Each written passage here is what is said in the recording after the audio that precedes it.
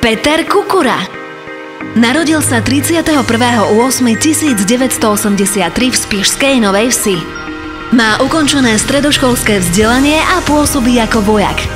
Je ženatý a zatiaľ bezdetný.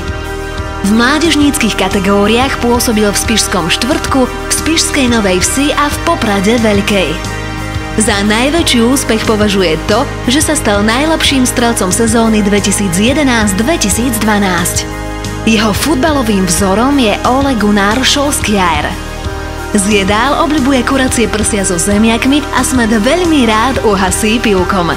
Jeho záľubami sú futbal, pozeranie televízie a hokej. Svoju budúcnosť stále spája s hráčskou kariérou. Počet získaných hlasov 15.